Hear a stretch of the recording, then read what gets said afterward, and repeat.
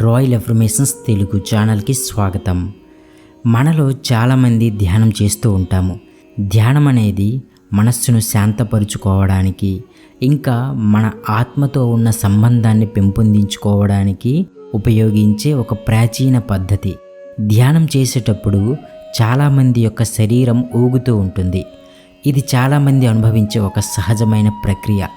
అయితే ఇలా జరగడానికి కారణాలను ఈ వీడియోలో తెలుసుకుందాం. కాబట్టి వీడియోని చివరి వరకు చూడండి. ధ్యానం చేసేటప్పుడు మనం మన శరీరం, మనస్సు మరియు మన ఆత్మల మధ్య ఉన్న అంతరాన్ని తొలగించడానికి ప్రయత్నిస్తాము.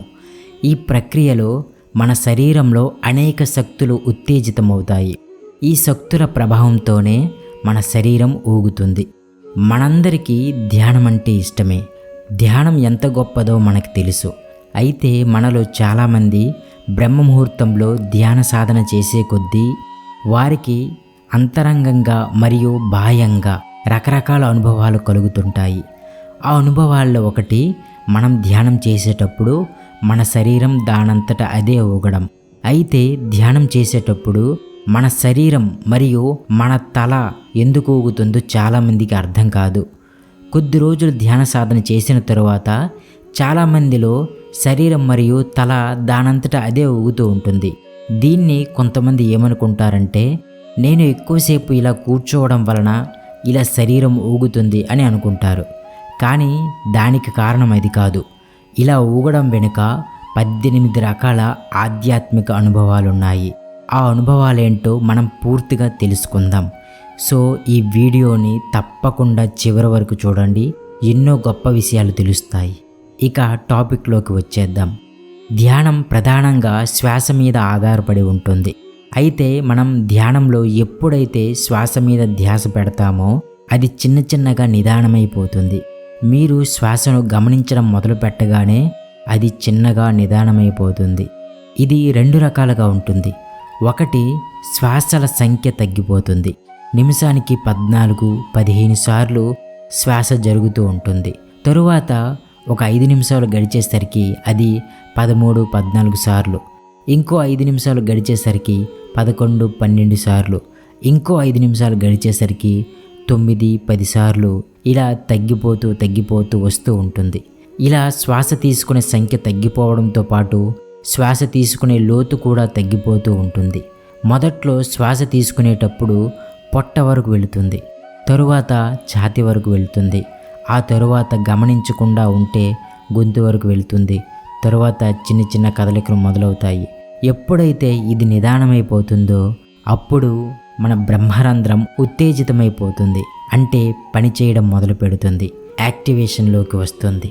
అది పనిచేయడం మొదలుపెట్టి ఈ ప్రకృతిలో ఉన్న అపారమైన విశ్వశక్తి, అదే కాస్మిక్ ఎనర్జీ ఆ బ్రహ్మరంధ్రం ద్వారా మన శరీరం లోపలికి రావడం మొదలవుతుంది. ఈ కాస్మిక్ ఎనర్జీ మన శరీరంలోకి ప్రవహించడం మొదలు పెట్టగానే ఆ శక్తి మన శరీరంలో అంతా తిరుగుతూ ఉంటుంది, రొటేట్ అవుతూ ఉంటుంది. ఏ శక్తి మన శరీరంలోకి రానంత వరకు మన శరీరం నిశ్చలంగా ఉంటుంది. ఎప్పుడైతే ఈ కాస్మిక్ ఎనర్జీ బ్రహ్మరంధ్రం ద్వారా మన శరీరంలోకి ప్రవహిస్తుందో, కాస్మిక్ ఎనర్జీ మన శరీరంలో ఉన్న ప్రతి భాగానికి, ప్రతి కణానికి చేరుకుని నిండిపోతూ ఉంటుంది. అందుకే చెప్తారు, ధ్యానం చేస్తే మన శరీరంలో ఉన్న కొన్ని రుగ్మతలు కూడా నయమైపోతాయని. ఇలాంటి ప్రక్రియ జరిగినప్పుడు మన శరీరం ఊగుతూ ఉంటుంది. ఇలా ఊగే ప్రక్రియ 3 రకాలుగా ఒక్కొక్కరిలో ఒక్కో విధంగా జరుగుతూ ఉంటుంది. కొంతమందికి నెమ్మదిగా గుండ్రంగా జరిగినట్లు ఉంటుంది. మరికొంతమందికి వారి శరీరం ముందుకి వెనక్కి ఊగుతున్నట్లు అనిపిస్తూ ఉంటుంది. మరికొంతమందిలో శరీరం భౌతికంగా ఏమాత్రం కదలదు. వాళ్ళు వెన్నెముకని నిటారుగా ఉంచి కూర్చొని ఉంటారు. కానీ లోపల మాత్రం నేను బాగా కదిలిపోతున్నాను, బాగా ఊగిపోతున్నాను అని వారికి అనిపిస్తూ ఉంటుంది. వీటి వెనుక చాలా కారణాలున్నాయి. ఒకటి, ధ్యానం మన శరీరంలోని కుండలిని అనే శక్తిని జాగృతం చేస్తుంది. ఆ శక్తి సుషుమ్నా నాడీ గుండా ప్రవహిస్తూ మన శరీరాన్ని కంపించేలా చేస్తుంది. ఈ శక్తి ప్రవాహం వల్ల మన శరీరం ఊగుతూ ఉంటుంది. రెండవది, చక్రాలు తెరుచుకోవడం. ధ్యానం చేసేటప్పుడు మన శరీరంలోని చక్రాలు తెరుచుకుంటాయి. ఈ చక్రాలు తెరుచుకునేటప్పుడు శరీరంలో ఒక రకమైన శక్తి ప్రవాహం ఏర్పడుతుంది. ఈ శక్తి ప్రవాహం వల్ల శరీరం ఊగుతుంది. మూడవది మనస్సు శాంతించడం. ధ్యానం చేసేటప్పుడు మనస్సు శాంతించడం ప్రారంభిస్తుంది. ఈ శాంతత వల్ల మన శరీరం కూడా శాంతంగా మారుతుంది. కానీ ఈ శాంతతకు ముందు మనస్సులోని అనేక ఆలోచనలు, భావనలు బయటకు వస్తాయి. ఈ ఆలోచనలు, భావనలు బయటకు వచ్చేటప్పుడు శరీరం ఊగుతుంది. నాలుగవది అంతర్గత భావనల విడుదల. ధ్యానం చేసేటప్పుడు మనం అనేక అంతర్గత భావనలను విడుదల చేస్తాము. ఈ భావనలు విడుదలయ్యేటప్పుడు శరీరం కంపించడం, ఊగడం జరుగుతుంది. ఐదవది ఆధ్యాత్మిక అనుభవం. ధ్యానం చేసేటప్పుడు మనకు ఆధ్యాత్మిక అనుభవం లభిస్తుంది. ఈ అనుభవం వల్ల కూడా మన శరీరం ఊగుతుంది. ఆరవది శరీరం, మనస్సు, ఆత్మ ఏకత్వం అవ్వడం. ధ్యానం చేయడం వల్ల శరీరం, మనస్సు, ఆత్మ అనే 3 అంశాలు ఏకమవుతాయి. ఈ ఏకత్వం వల్ల కూడా శరీరం ఊగుతుంది. ఏడవది అంతర్దృష్టి. ధ్యానం చేయడం వల్ల మనకు అంతర్దృష్టి లభిస్తుంది. అంతర్దృష్టి అంటే మనం మన అంతరాత్మను చూడగలగడం. ఈ అంతర్దృష్టి లభించేటప్పుడు శరీరం ఊగుతుంది. ఎనిమిదవది ఉన్నత చైతన్యంతో అనుసంధానించబడడం.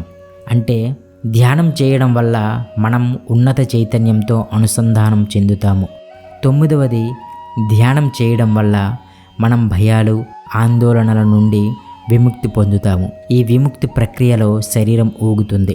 10వది శరీరంలోని అడ్డుపడిన శక్తి ప్రవహించడం. ధ్యానం చేయడం వల్ల శరీరంలోని అడ్డుపడిన శక్తి ప్రవహించడం ప్రారంభమవుతుంది.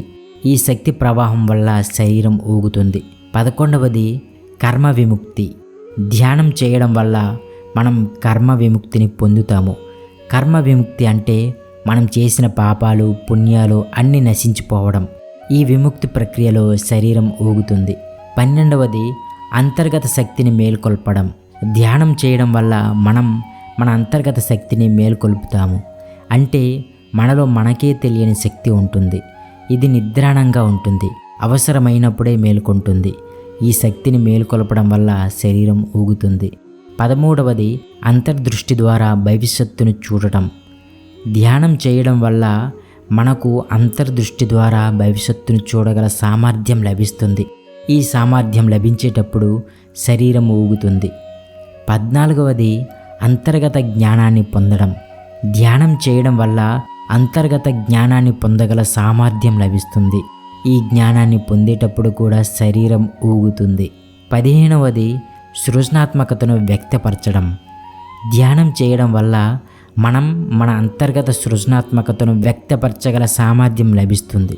ఈ సృజనాత్మకత మనలోని ఎన్నో సందర్భాలలో సరైన నిర్ణయాలు తీసుకోవడానికి ఉపయోగపడుతుంది. 16వది అంతర్గత ప్రేమను అనుభవించడం. ధ్యానం చేయడం వల్ల మనం మన అంతర్గత ప్రేమను అనుభవించగల సామర్థ్యం లభిస్తుంది. ఈ ప్రేమను అనుభవించేటప్పుడు కూడా శరీరం ఊగుతుంది.